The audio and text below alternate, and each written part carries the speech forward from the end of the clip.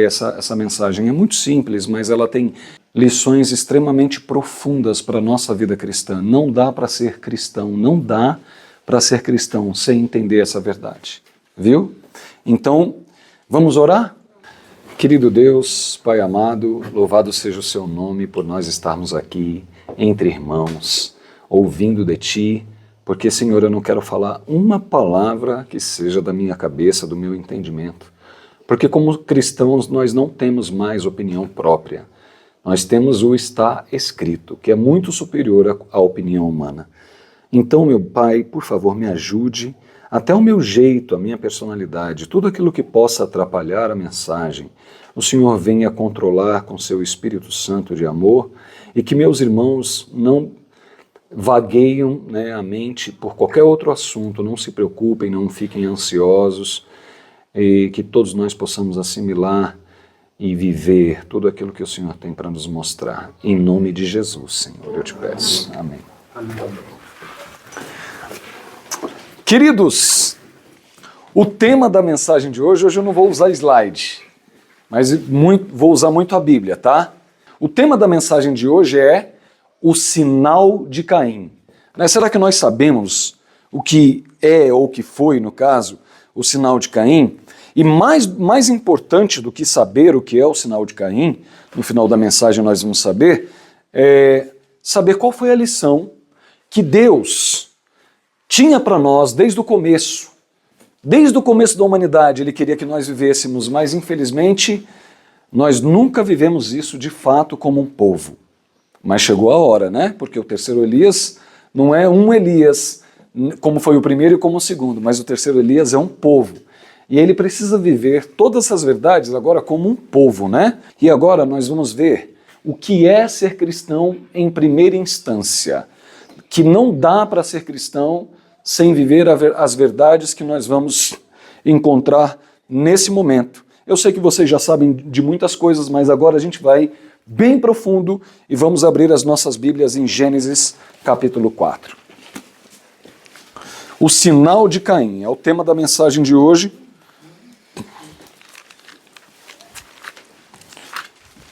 Gênesis capítulo 4, nós vamos ler a partir do verso 3, tá bom? Aconteceu que no fim de uns tempos trouxe Caim do fruto da terra uma oferta ao Senhor. Guarda essa informação, no fim de uns tempos. Abel, por sua vez, trouxe das primícias do seu rebanho e da gordura deste. Agradou-se o Senhor de Abel e de sua oferta, ao passo que de Caim e de sua oferta não se agradou. Irou-se, pois, sobremaneira Caim e descaiu-lhe o semblante. Então lhe disse o Senhor: por que andas irado? E por que descaiu o teu semblante? Se procederes bem, não é certo que serás aceito? Se todavia procederes mal, eis que o pecado jaz à porta. O seu desejo será contra ti, mas a ti cumpre dominá-lo, Então olhem para cá por enquanto. Olha só, a Bíblia diz no fim de uns tempos. Durante muito tempo, quem já leu Patriarcas e Profetas sabe, esses homens já eram adultos, Durante muito tempo, isso está lá no capítulo Caim e Abel provados. Se eu não me engano, não sei se é capítulo, não me lembro agora se é 5 ou 6, mas é um desses.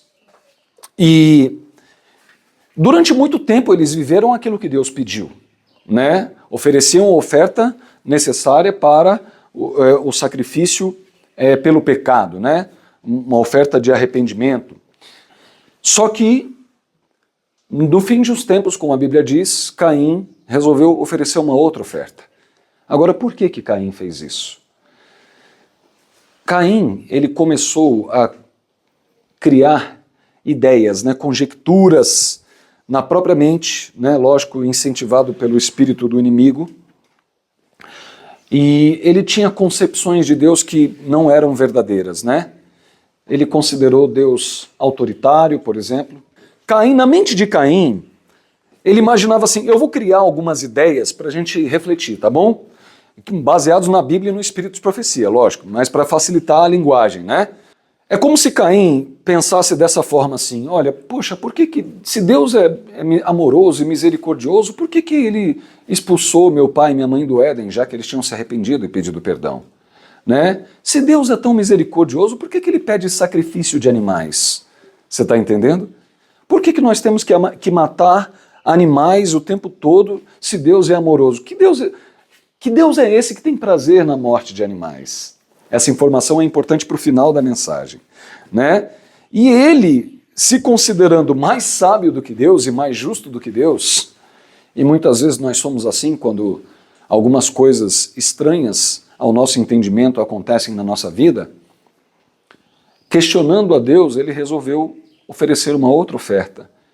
E ele considerou que Deus deveria aceitar a oferta que ele estava oferecendo, né? Só que Abel não ofereceu. E quando Abel não seguiu, porque Caim tentou arrastar o seu irmão, né, segundo o espírito de profecia, tentou arrastar o seu irmão para o lado dele, para o lado da rebelião, né? Queria convencer o irmão Abel de suas ideias. Por isso que quando você lê no verso 7 assim, ó, se todavia procederes mal, eis que o pecado jaz à porta, o seu desejo será contra ti, mas a ti cumpre dominá-lo. Em português, a gente, quando lê o verso 7, a gente entende que dominar o pecado, não é? Não é assim que dá o entendimento? Mas no original não. No original não é dominar o pecado. Vou contar uma história para vocês entenderem. Todos vocês já sabem, na verdade. Nos tempos patriarcais, vocês sabem que o primogênito ele tinha algumas responsabilidades a mais, né? E também privilégios a mais. Por exemplo, ele tinha porção dobrada da herança, né? Porque realmente o primogênito ele cuidava de todos os negócios da família, né? Da casa, do sítio ou fazenda onde eles moravam, e também ele era o representante, o sacerdote no lugar do pai, quando o pai morria ou estava ausente. Então todos os seus irmãos o obedeciam, porque ele era o representante do pai. E quando, né, dos ritos religiosos, ele era o representante de Deus ali naquele momento. Então, quando Deus fala assim, ó, a ti cumpre dominá-lo, não é dominar o pecado, é dominar o irmão, porque ele perdeu o domínio. Lembra daqueles 2 tipos de domínio que nós mostramos no verdadeiro governo? Aquele domínio de amor, né? Que você domina é um domínio com cuidado, quem quer erguer, quem quer ajudar a crescer, a levar conhecimento, né? E o dominador, né? Quando vive o domínio espiritual, né? Ele se doa pela pessoa, né? Por isso que Jesus disse, quando o homem ainda não tinha pecado, façamos o homem à nossa imagem, conforme a nossa semelhança, tenha ele domínio sobre os peixes do mar, as aves do céu. Esse domínio é um domínio de amor, de cuidado, que quer promover a felicidade, não só de homens, mas até de animais, certo? Cuidado, né? Saúde dos animais e tudo mais. E só que Lúcifer já tinha convencido Caim de outras ideias, e Caim já não entendia mais o domínio de Deus. E o domínio de Caim era aquilo que ele pensava que era... Aquilo que ele imaginava de Deus, na verdade, era a personalidade dele. E a ciência comprova, né? A psicologia, a neurociência comprova que muitas vezes nós, seres humanos, uns mais, outros menos, mas todos nós, na verdade, nós avaliamos o outro baseado naquilo que nós somos, né? E Caim avaliava Deus baseado naquilo que ele era. Ele era, né, dele considerava Deus autoritário, e nós vamos ver a história. Agora eu quero fazer uma pergunta, principalmente para o pessoal lá de trás. 2 perguntas para ver se nós estamos atentos, para aquele exercício mental, certo? Nós temos aí esses 2 irmãos, Caim e Abel, e eu pergunto para vocês, Caim e Abel, quem pecou? Gostaria que a igreja respondesse assim. Que pode arriscar, não tem problema se errar, não tem problema. Só para a gente fazer um exercício para entender melhor. Oi? Caim, né?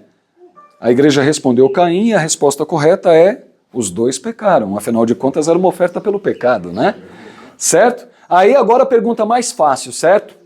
Que é muito importante para a nossa reflexão no final. Olha, essa é mais fácil. Quem ofereceu a melhor oferta? Abel ofereceu a melhor oferta? A igreja respondeu Abel e a resposta correta foi o cordeiro. O cordeiro ofereceu a melhor oferta. Porque Caim voltou vivo. A oferta não era pelo pecado. A oferta pelo pecado é o quê? Sem derramamento de sangue não há morte, né? Mas quem morreu não foi nem Caim nem Abel. Foi o cordeiro. Essa informação é muito importante para a gente entender o final da história, tá bom? Vamos continuar, certo? Então, ele perdeu o domínio que tinha sobre o irmão, porque o irmão sempre o obedeceu. Mas agora, por que o irmão não obedeceu mais? Porque antes importa obedecer a Deus do que aos homens. O líder, o sacerdote, no lugar do pai, não estava obedecendo a Deus, então o irmão, né, que era a ovelha ali no caso, não estava obedecendo ao ditames, né, que o líder ali, no caso Caim, estava apresentando, certo? Vamos ler a partir do verso 8 agora. Disse Caim a Abel, seu irmão, vamos ao campo. Estando eles no campo, sucedeu que se levantou Caim contra Abel, seu irmão, e o matou. Disse o Senhor a Caim, onde está Abel, teu irmão? Ele respondeu, não sei, acaso sou eu tutor do meu irmão? Deus é onisciente. O espírito de profecia diz que Caim, ele estava tão distante de Deus que ele esqueceu, não percebeu que Deus é onisciente, onipresente, né? E quando Deus pergunta, não é porque ele não sabe, Deus fez uma pergunta justamente para produzir reflexão que gerasse arrependimento. Deus queria salvar Caim, entendeu? Então ele fez essa pergunta, né? O que aconteceu com seu irmão? Porque ele queria gerar arrependimento, né? Uma reflexão que gerasse arrependimento. Deu certo? Não. Olha a resposta de Caim, não sei, acaso sou eu teu irmão, tutor do meu irmão? Verso 10. E disse Deus, que fizeste? A voz do sangue do teu irmão clama da terra a mim. És agora, pois, ou seja, por causa do pecado, né? Por causa da sua atitude, maldito por sobre a terra, cuja boca se abriu para receber de tuas mãos o sangue do teu irmão. Quando lavrares o solo, não te dará ele a sua força, serás fugitivo e errante pela terra. Mais uma pausa e olhem para cá. Na mente de Caim, vocês vão ver a resposta já já, de Caim a partir do verso 13, isso era um ato de vingança de Deus. E muitas vezes quando nós lemos sem entendimento, parece que é um ato de vingança. Mas a primeira grande lição, né, da história de hoje. Deus e o diabo só podem agir na vida de uma pessoa, de uma família, uma comunidade, a partir da fé. Né? A fé vem pelo ouvir e ouvir a palavra de Deus, a fé também vem pelo ouvir o engano, o erro. Então, não é que Deus estava...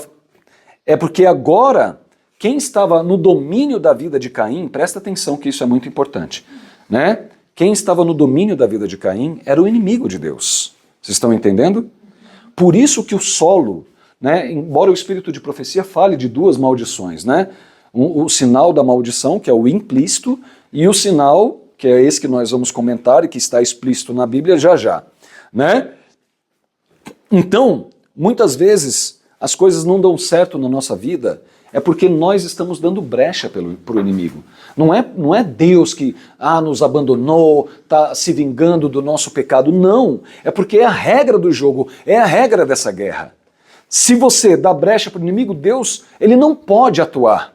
Ele não pode fazer nada, ele fica ansioso para que você volte e se arrependa, mas enquanto isso não acontece, é o inimigo que vai agindo na sua vida, certo? Então não era um ato vingativo, mas na cabeça de Caim, olha o que aconteceu, verso 3. Então disse Caim ao Senhor, é tamanho o meu castigo que já não posso suportá-lo. Eis que hoje me lanças da face da terra e da tua presença e de esconder-me.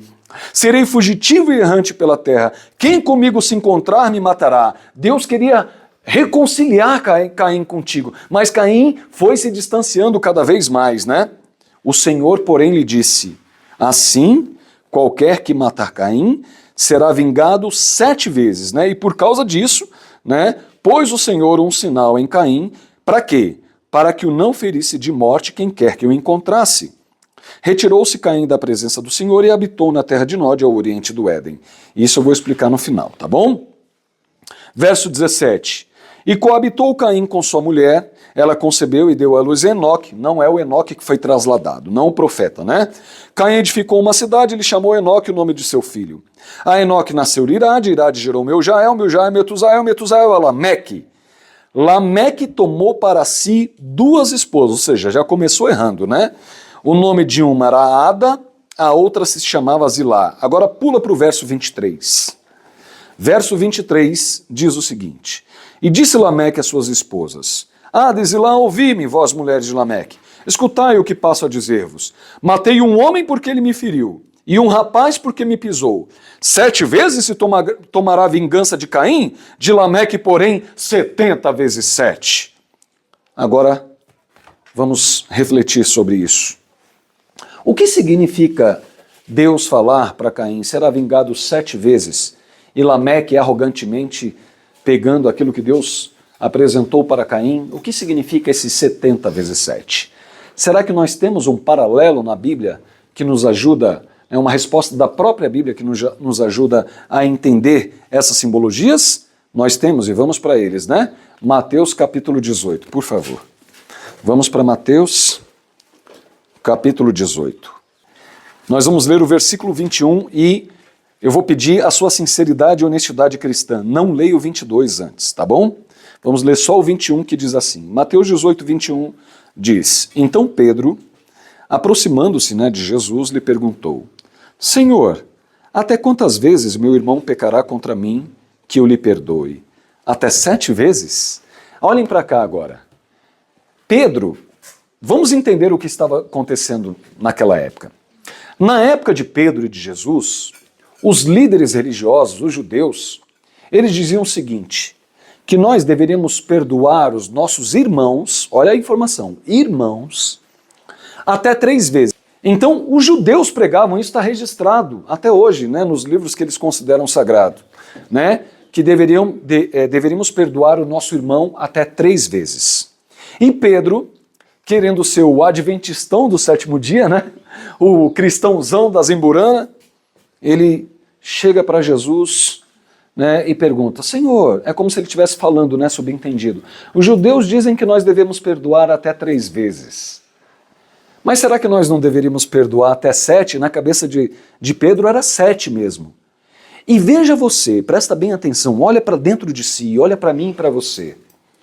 Quando os judeus diziam perdoar até 3 vezes, se nós olharmos para a nossa natureza má e pecaminosa, porque nós somos assim, maus e pecaminosos por natureza, embora a gente se avalie muito bem, Mas se a gente for avaliar, 3 vezes já era muito bom, porque olha para a nossa vida, olha para a sua vida e para a minha vida agora. Não é difícil a gente perdoar uma vez alguém que faz o mal para a gente? Uma única vez não é difícil?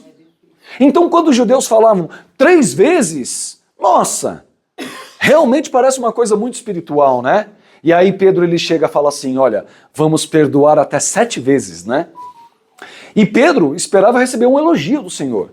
Parecia uma pergunta retórica. Jesus vai falar, nossa Pedro, que crente é você, que maravilha de cristão. Judeus falando até 3 e você diz até 7. Mas não foi isso que Jesus respondeu. Verso 22 diz o seguinte, respondeu-lhe Jesus, não te digo que até 7 vezes, mas até 70 vezes 7, certo? E o que significa isso? Antes de eu responder, vamos fazer o seguinte, vamos ampliar o nosso entendimento, vamos deixando a Bíblia responder, certo? Então vamos para Mateus capítulo 5. Mateus, você já está em Mateus?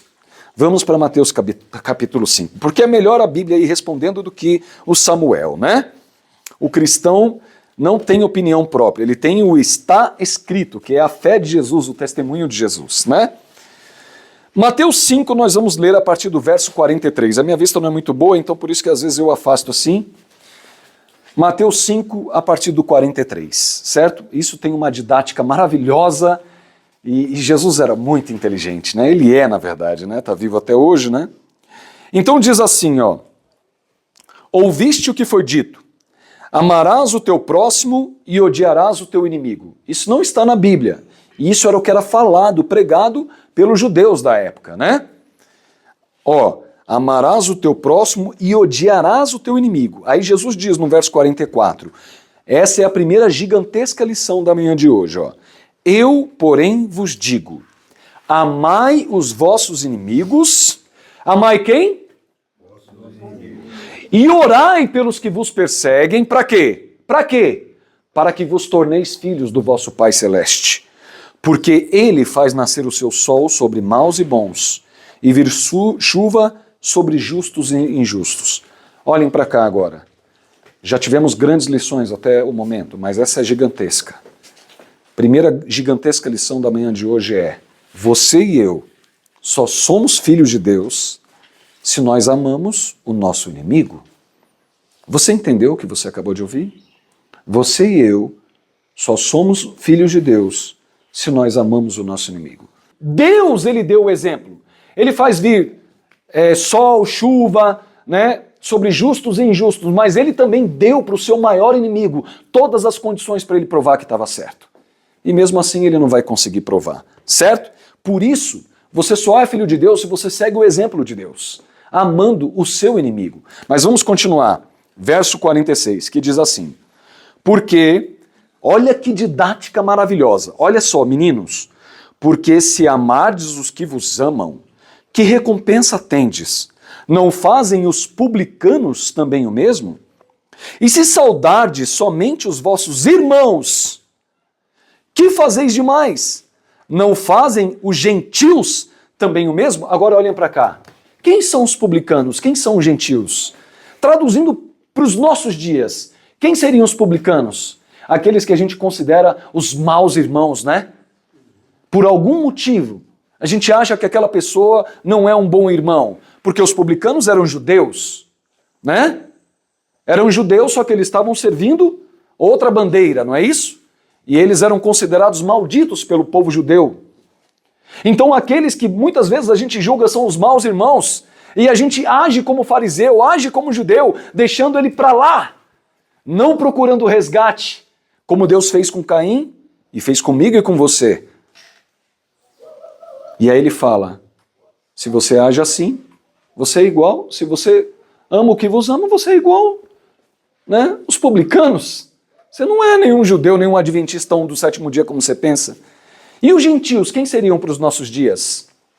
Gentios são os pagãos, os que não seguem a verdade, não conhecem a verdade, que estão aí bebendo, se prostituindo, se drogando. E Jesus fala para nós: se você saúda só os seus irmãos, você é igual às prostitutas, os drogados, os bêbados. A única diferença é que você vem para a igreja, que se diz cristão, se diz adventista. A única diferença é essa. Mas o meu espírito não está em você. É o mesmo espírito dos outros. Uma didática poderosa como essa, né? Eu fico pensando, os judeus ouvindo da voz de Jesus isso. Precisamos aprender com essa lição. Por isso Jesus termina dizendo assim no verso 48. Portanto, sede vós perfeitos, como perfeito é o vosso Pai Celeste. Agora, que perfeição é essa? Por onde começa essa perfeição? É isso que nós precisamos entender, e Lucas entendeu. Por isso Lucas vai contar a mesma história, só que com outras palavras. Vamos para Lucas capítulo 6. Lucas 6, a partir do verso 35, só para contextualizar, diz assim, ó: amai, porém, os vossos inimigos. Ele acrescenta, né? Fazei o bem e emprestai, sem esperar nenhuma paga. Será grande a vossa recompensa ou galardão. E sereis o quê? Filhos do Altíssimo, porque Ele é benigno até para com ingratos. Muita gente é ingrata quando a gente faz o bem. E maus. E aí ele termina como? Sede misericordiosos, como também é misericordioso o vosso Pai. Mateus escreveu: sede perfeitos. Mateus disse: sede perfeitos, como perfeito é o vosso Pai Celeste. Já Lucas diz: sede misericordiosos, como misericordioso é o vosso Pai Celeste. Por quê? Porque a perfeição passa pela... Vamos abrir a nossa Bíblia em Miqueias, capítulo 6. Miqueias vai ampliar nosso entendimento. Miqueias 6, a partir do verso 6.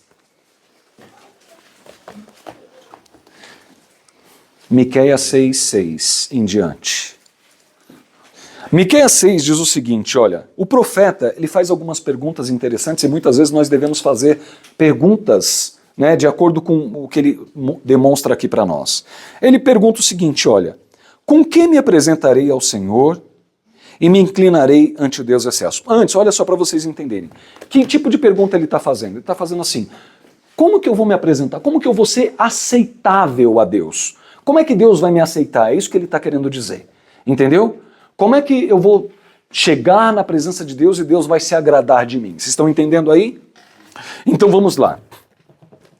Com que me apresentarei ao Senhor e me inclinarei ante o Deus excelsos. Aí ele faz outras perguntas interessantes. Virei perante ele com holocaustos, com bezerros de 1 ano? Agradar-se-á ao Senhor de milhares de carneiro, de 10.000 ribeiros de azeite? Darei o meu primogênito pela minha transgressão e o fruto do meu corpo pelo pecado da minha alma? Dá uma pausa e olha aqui. Vamos traduzir para os nossos dias, né? Porque ele está usando elementos da sua religião, né? Daquilo que era a religião da época, né? Então, mais ou menos, tá? A grosso modo, Miqueias está falando assim, perguntas que nós deveríamos fazer. Como que eu vou ser agradável? Como que Deus vai me aceitar em sua presença? Será que é pregando maravilhosamente bem e na porta da igreja todo mundo falando assim, nossa irmão, você é um homem de Deus, isso, aquilo, outro? Será que é cantando como ninguém e todo mundo falando, nossa, é cheio do Espírito Santo? Será que é varrendo, limpando a igreja todos os dias, participando de todos os ministérios, entregando livros e panfletos? Sendo o maior adventista aos olhos, os nossos olhos, os olhos do homem, será que é isso? Ele mesmo responde no verso 8. Ele diz o seguinte: ele te declarou, ó igreja adventista, o que é bom e o que o Senhor pede de ti, que pratique a justiça e ames a misericórdia e andes humildemente com teu Deus. Hoje eu vou me ater só ao ames a misericórdia. Eu faço uma pergunta para vocês e essa pergunta é muito, muito importante. Olhem para mim. O que significa amar a misericórdia? Mas antes da gente responder, capítulo 7, verso 18. Miqueias mesmo, bem aí do outro lado. Miqueias 7, 18. Miqueias, o nome Miqueias significa quem é semelhante a Jeová, certo? Vamos ler agora Miqueias capítulo 7, verso 18, que diz assim. Lembra que o nome de Miqueias é quem é semelhante a Jeová? E ele pergunta, né, já que o povo estava em apostasia, ele pergunta, quem, ó Deus, é semelhante a ti, que perdoas a iniquidade e te esqueces da transgressão do restante da tua herança? Ó, perdoas a iniquidade. Quem é igual? Quem aqui presente, quem da igreja adventista é semelhante a ti, que perdoas a iniquidade e te esqueces da transgressão do restante da tua herança? O Senhor não retém a sua ira para sempre, porque tem o quê? Prazer na misericórdia. Agora eu pergunto para vocês, meus irmãos, o que significa amar a misericórdia e ter prazer na misericórdia? Eu vou contar um testemunho da minha vida que eu me envergonho, mas eu preciso contar para vocês entenderem, tá bom? Eu nasci em São Paulo, cresci a infância numa favela em São Paulo, né, na casa da minha mãe. Meu padrasto era alcoólatra e assim, era muito difícil conviver ali, né? Gerava muitos problemas. Aí na pré-adolescência fui morar com meu pai e aí tive outros problemas. Nunca me senti em casa, nem na casa da minha mãe, depois nem na casa do meu pai lá no Maranhão. E lá em São Paulo, o que se apresentou como minha válvula de escape foi o futebol. E eu me tornei a pessoa mais fanática por futebol que você possa... Eu acho que eu até hoje, e olha que eu conheço 23 estados do Brasil, já rodei outros países também, eu nunca conheci alguém mais fanático por futebol como eu. E toda competição não é de Deus, né? O reino de Deus é cooperação, né? O reino do mundo que instiga as pessoas a competirem entre si. Mas eu fui extremamente fanático por futebol e desde muito jovem misturei com a torcida do Palmeiras, a Mancha Verde. E vocês sabem, o Palmeiras é de São Paulo, e eu morava em São Paulo. E só o que tem em São Paulo é palmeirense. Milhões e milhões. Aqui no Ceará tem muito, imagina em São Paulo, né? Milhões e milhões de palmeirenses. Mas sabe como eu era conhecido na comunidade, em todos os lugares? Palmeirense. As pessoas não me conheciam pelo nome. Tinha palmeirense, alguns dos meus vizinhos, na minha rua, no meu bairro, cheio de palmeirense, mas eu era o palmeirense. Por quê? Porque eu só andava com a camisa do Palmeiras, só andava com a camisa da Mancha Verde, ia em todos os jogos, às vezes sem comer, sem dinheiro, eu ficava na porta do estádio, me arruma aí 50 centavos, me arruma aí, até conseguir o dinheiro do ingresso, e em todos os jogos, às vezes, uma vez eu fui para o interior ver um jogo lá em Araraquara contra a Ferroviária com o pé infeccionado, eu não conseguia nem pisar o pé, mas eu fui, né, tive que voltar carregado pelos torcedores. Então, a minha paixão, qualquer pessoa que falasse de futebol, eu entrava no meio. Se falasse do Palmeiras, eu defendia o Palmeiras a todo custo. Por quê? Eu era o palmeirense, eu amava o Palmeiras e tinha prazer em falar do Palmeiras. E o que significa amar a misericórdia? Você entendeu como eu era chamado? O palmeirense. Eu era, ei, palmeirense, palmeirense, vamos ali comigo, não sei o que, palmeirense. O palmeirense está em casa, chegava lá para minha mãe, o palmeirense está em casa, vocês entenderam isso? Porque eu representava o Palmeiras com as minhas atitudes.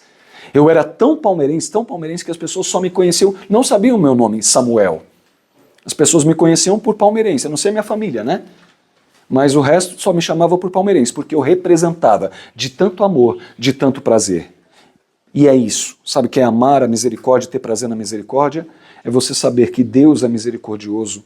Primeiro com quem? Com você.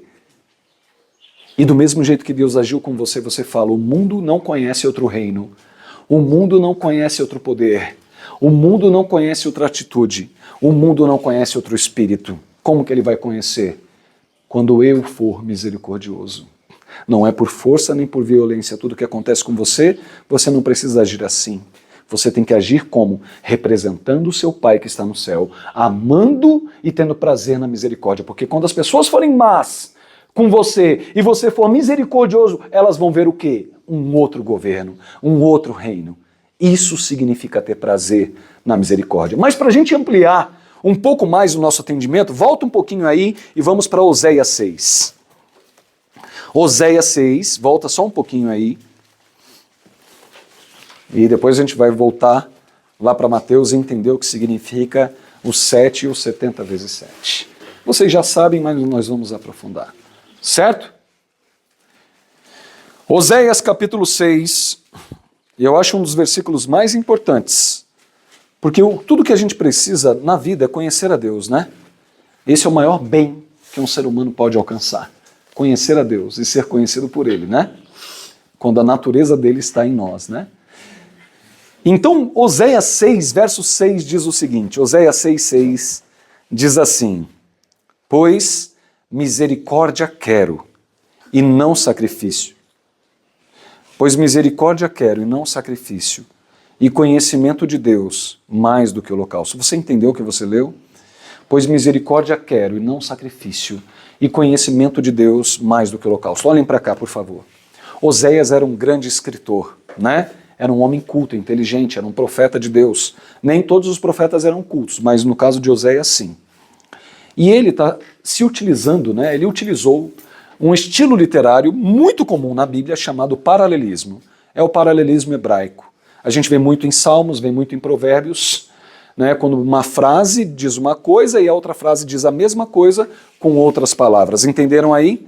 E esse versículo é paralelismo. Por isso ele é tão importante. Porque no primeiro ele diz assim, pois misericórdia quero e não sacrifício. E na segunda frase ele diz, e conhecimento de Deus mais do que holocausto. Agora, sacrifício e holocausto são a mesma coisa, certo? É o final das frases, né? Mas o começo da frase também quer dizer a mesma coisa, porque quando ele diz, pois misericórdia quero, é o mesmo que conhecimento de Deus. Então a segunda gigantesca lição da manhã de hoje é, se você não pratica a misericórdia, você até hoje pode conhecer toda a Bíblia, todo o espírito de profecia, você não conhece a Deus. Você pode ter todo o ministério que você tem, você pode ser comportor como eu, que às vezes fica até 11 horas da noite dando palestra, ou dormir 3 horas para começar no... Pode, meu irmão, você pode doar o seu sangue, como o próprio Miqueias falou, pegar uma parte do meu corpo ou dar o meu filho pelo pecado. Meu irmão, se você não pratica a misericórdia, você não conhece a Deus. Pode ser o crente dos crentes à vista de todo mundo. Entendeu aí? Agora tem uma lição. A misericórdia, a prática da misericórdia, não é natural. Não desse jeito. Amar até os inimigos não é natural. Então, para você obter isso, você precisa desesperadamente pedir e andar com Deus. Pedir a Deus e andar com Deus, porque viver a misericórdia ao ponto de representar a Deus em todos os atos, na família em primeiro lugar, que é a nossa primeira igreja, na igreja, com os irmãos, sejam quais forem eles e quais forem os pensamentos deles. Líder, né, um novo convertido, um bebê na fé, seja qual for. Viver a misericórdia é sobrenatural. certo? Então agora nós podemos entender de maneira bem mais ampla o que Jesus falou para Pedro, quando Pedro disse o seguinte: devemos perdoar os nossos irmãos até 7 vezes? E Jesus falou, não te digo que até 7, mas até 70 vezes 7. O que Jesus estava querendo dizer com isso? Pedro disse 7 contando, 1, 2, 3, o número 7, 7 vezes. E 7 em simbologia bíblica significa o quê? Para nós que somos adventistas, nós já sabemos. Significa o quê? Perfeição. Sabe o que significa 70 vezes 7? Perfeição divina. Perfeição divina. Ou seja, Pedro, eu não digo que você tem que perdoar até 7 vezes, mas você, Samuel, Pedro, Solange, todos nós que estamos aqui, devemos perdoar da maneira como Deus nos perdoou até hoje, todas as vezes que nós pecamos. Agora eu vou fazer uma pergunta e eu quero ver se a gente conhece a Deus mesmo. Muita atenção agora. Deus diz, a Bíblia diz, né, que quando aquele que confessa e deixa, né, se arrepende no caso, né, alcança a misericórdia. Agora eu pergunto para você. Olha a pergunta que eu vou fazer, viu? Prestem muita atenção. E quando você não confessou o pecado e não se arrependeu, Deus te perdoa ou não? Que pergunta, hein? Como é? Responda. De acordo com a Bíblia, não. De acordo com a Bíblia? Vocês estão certos, mas não totalmente certos. Deixa eu dizer uma coisa para vocês. Vocês lembram de Adão e Eva? A árvore do fruto do bem e do mal. De todas as árvores vocês podem comer livremente, mas da árvore do conhecimento do bem e do mal vocês não devem comer. Por quê? Porque no dia em que dela comerdes, certamente morrerá. Vocês já pecaram? Olhem para mim, vocês já pecaram? Vocês pecaram? E estão vivos ainda? Por que vocês estão vivos? Vocês acabaram de ler, porque ele faz nascer o seu sol sobre maus e bons e vir chuva sobre justos e injustos. Ou seja, Deus perdoa você, mesmo que você não se arrependa. Perdoa para você continuar vivendo e tendo chance, mesmo que você não se arrependa. Ele perdoa para que você continue vivendo até enxergar a luz e se arrepender do seu pecado. Assim que acordando. Senão você teria morrido, certo? Entenderam isso, né? Agora que vocês entenderam e eu entendi também, nós podemos ler o que está escrito lá em Hebreus 8 com a mente muito mais aberta. Vamos abrir Hebreus 8.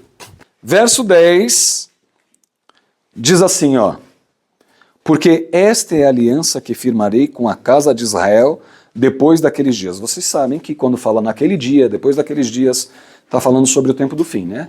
Não precisa explicar isso, né? Diz o Senhor. Olha agora. Na sua mente imprimirei as minhas leis, também sobre o seu coração as inscreverei. E eu serei o seu Deus e eles serão o meu povo. E não ensinará jamais cada um a seu próximo, nem cada um a seu irmão, dizendo, conhece ao Senhor. Por que não? Porque todos me conhecerão, desde o menor deles até o maior. Pois para com as suas iniquidades usarei de misericórdia, e dos seus pecados jamais me lembrarei. Feche a Bíblia e olhe para cá agora, por favor. Você entendeu o que você acabou de ler?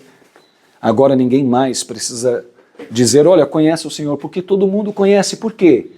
Porque usam de misericórdia, porque lembram agora, e tem isso em mente, e tem isso na frente dos olhos o tempo todo, que Jesus usou de misericórdia para conosco. E essa misericórdia nós precisamos praticar, colocar na nossa mente, incutir, porque essa é a lei de Deus. Essa é a lei de Deus, porque está lá escrito, né? 1 João 3, 4. O que é pecado? É a transgressão da lei. Que lei? A lei de Deus. Aí perguntaram para qual é o maior mandamento da lei? Aí Deus falou, amar a Deus sobre todas as coisas e amar ao próximo, como a ti mesmo. Então a lei é amar. A finalidade da lei é amar. Então se você conhece tudo o que você conhece e não ama, e a maior expressão de amor que existe no universo é a misericórdia. Porque amar os que amam é fácil. Amar o bom é fácil, mas amar aquele que não merece. Alguém fez isso com você, estava sentado num trono glorioso, maravilhoso, dominando todo o universo. Mas o que ele fez? Desceu aqui para amar os que não mereciam. Isso tem que estar na nossa mente, nos nossos olhos o tempo todo, para quando a gente olhar cada um dos nossos irmãos, seja ele quem for, o primeiro olhar tem que ser o olhar de Jesus, de compaixão, misericórdia. Você está entendendo? O meu padrasto morreu alguns meses atrás. Graças a Deus. Graças a Deus o quê? Morreu por quê? Por que graças a Deus? Porque apesar de tudo que nós sofremos na infância, nós nos dávamos muito bem nos últimos anos. Porque Deus me permitiu perdoar. Veio dele, não de mim. Porque eu era vingativo, eu pensei em matá-lo quando eu era adolescente. Você está entendendo? Assim também a minha madrasta, assim também eu vou perdoando cada um. Não é fácil? Lógico que não. Mas quando a gente deixa de lado o nosso eu, nossa reputação, e para de se sentir ofendido, por quê? Por que a gente tem que parar de se sentir ofendido? Vamos voltar lá para Gênesis capítulo 4, que a gente vai entender agora. Gênesis 4, verso 9, que diz o seguinte, ó. Disse o Senhor a Caim, onde está Abel, teu irmão?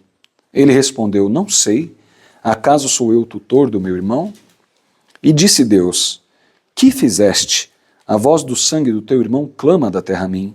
És agora, pois, maldito sobre a terra, cuja boca se abriu para receber de tuas mãos o sangue do teu irmão. Quando lavrares o solo, não te dará ele a sua força. Serás fugitivo e errante pela terra. Então disse Caim ao Senhor, é tamanho o meu castigo que já não posso suportá-lo. Eis que hoje tu me lanças, você está vendo? Muitas vezes autopiedade, muitas vezes nós agimos assim. Culpamos a Deus por aquilo que nós mesmos somos culpados. Olha, tu me lanças. Não, não era Deus que estava lançando. Ele que se afastando, se distorcendo tanto de Deus que já não conseguia enxergar nada do caráter de Deus. Eis que hoje me lanças da face da terra e da tua presença de esconder-me. Serei fugitivo e errante pela terra. Quem comigo se encontrar me matará. O Senhor, porém, lhe disse assim, qualquer que matar a Caim será vingado perfeitamente, 7 vezes.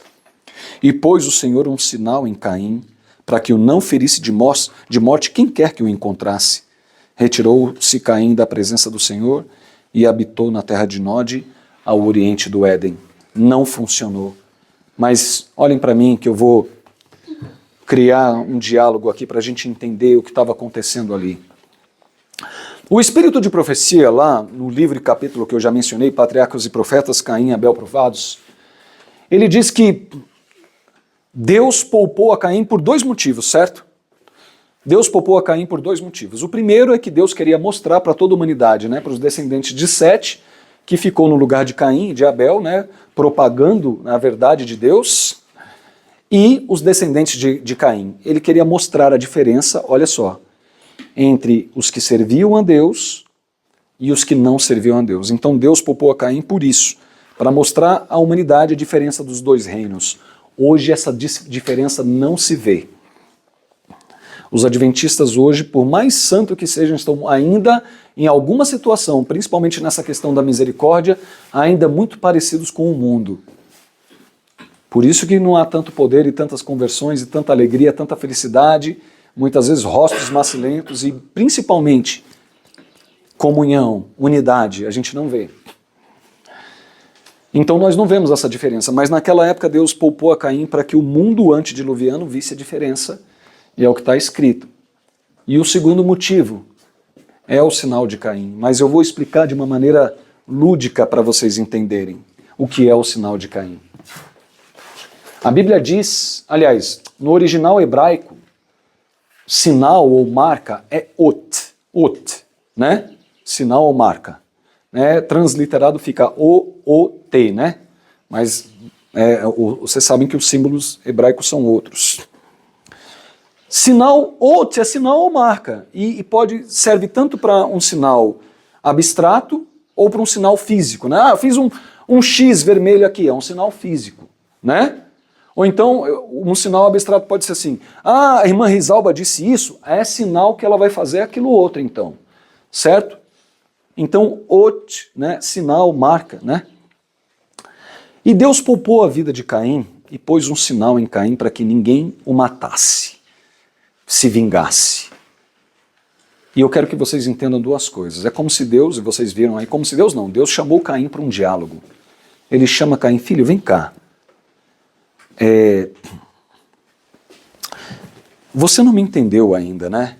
Eu quero te ajudar a me conhecer, a me entender, certo? Você não me entendeu ainda. Então, filho, você disse assim, serei fugitivo e errante, né? E está com medo agora, né? Você está com medo que seu pai, seus irmãos, sei lá quem, possa te matar pelo assassinato do seu próprio irmão, que você matou o seu irmão. Mas deixa eu dizer uma coisa, filho, olha para cá, vem aqui comigo, filho. Caim, vem cá. Lembra daquele cordeiro que você rejeitou oferecer? Você ofereceu uma outra oferta, né? Lembra daquele cordeiro que você rejeitou oferecer? Filho, deixa eu te dizer uma coisa. O seu pai, a sua mãe, os seus irmãos, eles não vão te matar, sabe por quê? Por causa daquele cordeiro.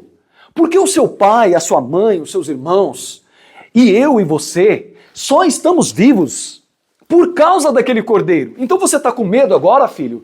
Ai, quem comigo se encontrar me matará. Não! Ninguém vai te matar porque eles só estão vivos, porque eles também são pecadores. Eles só estão vivos por causa daquele cordeiro, então ninguém vai te matar. E aí Deus chama ainda mais Caim e fala, filho, você não me conheceu ainda, né? Vem cá, filho. Você diz assim, ai, é tamanho o meu castigo que já não posso suportá-lo. Filho, vem cá, vem cá. Castigo? Filho, que castigo? Tudo que você está passando é porque você deu brecha para o inimigo. São consequências do seu pecado. Já estou terminando. Olha só. Consequências do teu pecado, do meu pecado. Filho, você diz, é tamanho o meu castigo? Filho, castigo! Lembra daquele cordeiro que você rejeitou oferecer? Filho, o castigo foi sobre aquele cordeiro. Você está vivo, mas o cordeiro morreu. Castigo, o castigo está sobre o cordeiro e aquele cordeiro sou eu. É tamanho o meu castigo? Que castigo, filho? O castigo veio sobre mim. E você não me conheceu ainda. E a Bíblia diz que o Espírito de Profecia não se preocupa em dizer se o sinal de Caim, nem a Bíblia, nem o Espírito de Profecia, se preocupa em dizer se o sinal de Caim era um sinal físico ou um sinal qualquer, abstrato que seja. Mas o Espírito de Profecia mostra que foi a ação misericordiosa de Deus para que Caim e todo o planeta conhecesse quem era Deus, porque na mente de Caim, Deus era um Deus autoritário, vingativo, né, que pressionava os seus filhos e se vingava quando eles pecavam. Esse é o sinal de Caim, o sinal da misericórdia que nós devemos carregar. Né? Não o sinal da maldição, que está implícito e que o Espírito de Profecia também fala, mas esse sinal específico, que Caim foi poupado, que foi colocado em Caim para que ninguém o ferisse de morte. É esse o sinal. Do mesmo jeito que Deus agiu com Caim e age com você todos os dias. Porque todos pecaram, mas não morreram no mesmo dia que pecaram, né? Todos nós estamos vivos, não estamos? E esse sinal que você deve carregar para o resto da sua vida, o sinal de Caim. E agora que você entendeu isso, abra sua Bíblia em Marcos, nós vamos ler 2 versículos agora, rapidamente, e vamos encerrar. Marcos capítulo 11, verso 25. Agora que você entendeu, Marcos 11, 25 é uma lição para nós que diz o seguinte: e quando estiverdes orando, se tendes alguma coisa contra alguém, se você tem alguma coisa contra alguém, perdoai, para que o vosso Pai Celestial vos perdoe as vossas ofensas, né? No sentido da salvação. Verso 26, mas se não perdoardes, também vosso Pai Celestial não vos perdoará as vossas ofensas. Lembrando, no sentido da salvação. E agora, vocês vão entender melhor isso que eu estou falando quando vocês abrirem Tiago, capítulo 2, verso 13. E nós vamos encerrar com esse versículo. Deus não vai perdoar quando e como? Tiago 2,13 diz, porque o juízo, tá? O juízo é sem misericórdia para com aquele que não usou de misericórdia. A misericórdia triunfa sobre o juízo. Então, se você não perdoa no dia do juízo, com certeza Deus não pode liberar perdão.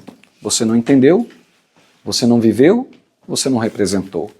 Então, Ele te perdoa até agora, até essa luz se tornar uma realidade na nossa vida. E isso é sobrenatural. Amados, muito obrigado.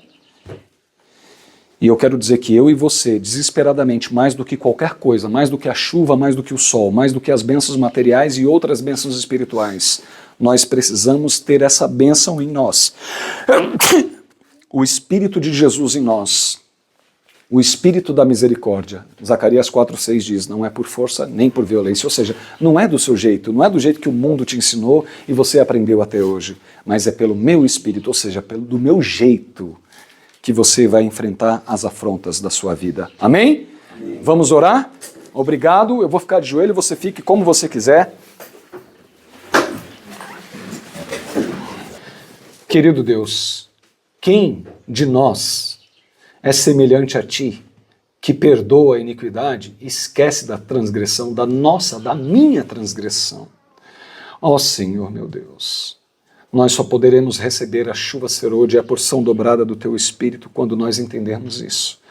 Porque como Te representaremos sem o princípio de toda a perfeição, sem a maior expressão de amor, que é o ato de misericórdia, amar quem não merece? O cristão deve sempre lembrar que nós amamos porque as pessoas precisam e não porque elas merecem. E é isso que nós queremos de Ti, Senhor. Mas nós sabemos que precisamos lutar, nós sabemos que precisamos buscar. Mas agora, nesse exato momento, eu peço que o Senhor nos dê um olhar para cada um que esteja aqui. Cada um tem seus defeitos, cada um tem coisas que pode um ou outro não gostar, mas que o Senhor nos dê o olhar de Jesus, o olhar da compaixão, cheio de misericórdia e amor, a ponto de abraçar o nosso irmão e querer tanto a felicidade e a alegria dele, que, se preciso for, a gente entregue tudo o que nós temos, até mesmo a nossa própria vida, seguindo o seu exemplo. E nós te agradecemos porque sabemos que o Senhor é poderoso para fazer com que essa natureza carnal, aquilo que é impossível para nós, aconteça. E eu te peço em nome de Jesus. Amém.